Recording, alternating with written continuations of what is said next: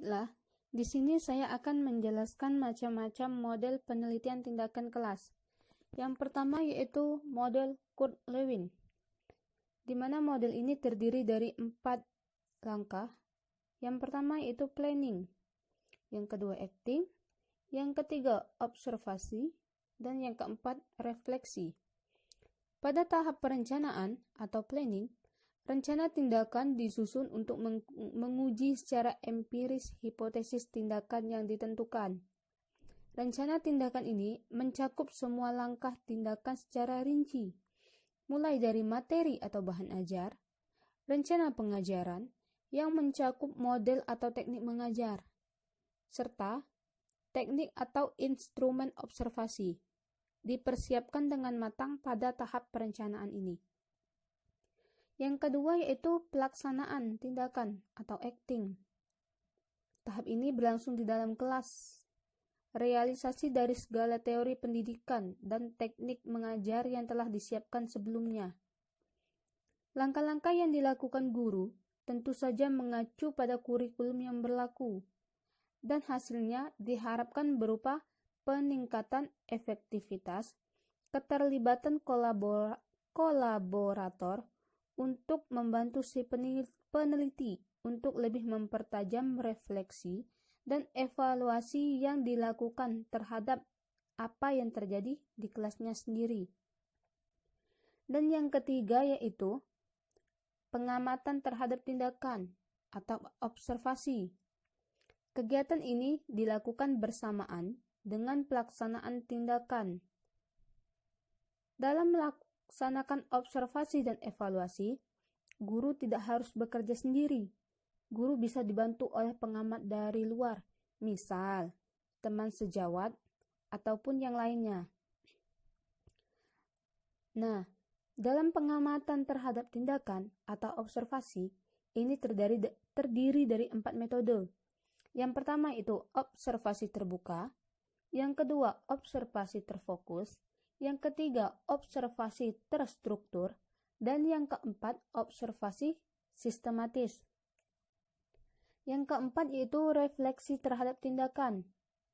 Pada tahap ini merupakan tahap untuk memproses data yang didapat saat dilakukan pengamatan.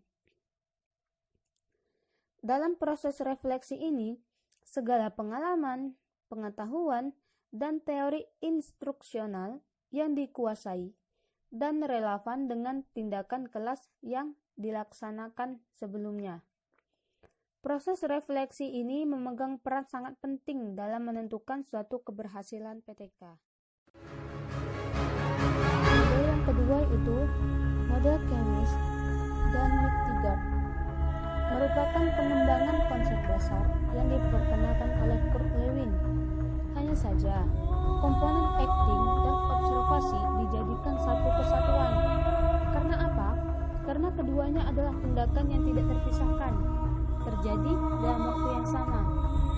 Pada model ini dimulai dari planning, kemudian menggabungkan kombinasi tindakan dan observasi, kemudian direfleksi.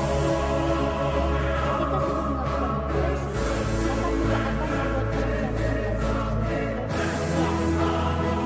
Jika ada kekurangan, maka akan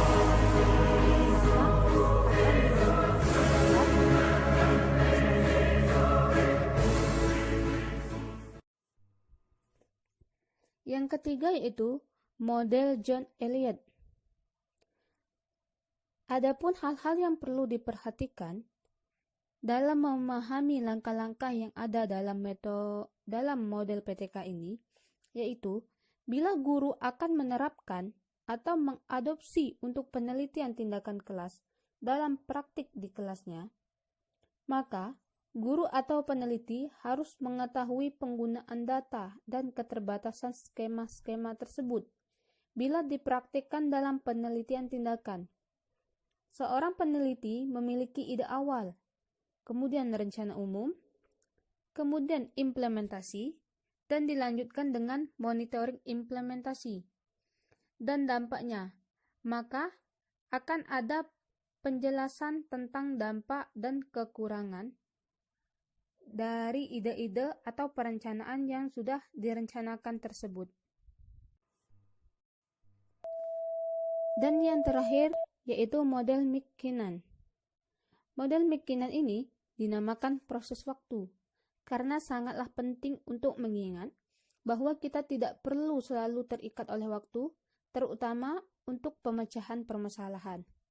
Nah, dalam model McKinnon ini ada 6 langkah yang perlu diperhatikan. Apa saja? Yang pertama yaitu analisis situasi. Yang kedua, perumusan dan klarifikasi permasalahan. Yang ketiga, hipotesis tindakan. Yang keempat, penerapan tindakan dan monitoringnya. Yang kelima, evaluasi hasil tindakan. Dan yang terakhir atau yang keenam, yaitu refleksi dan tindakan selanjutnya. Dan yang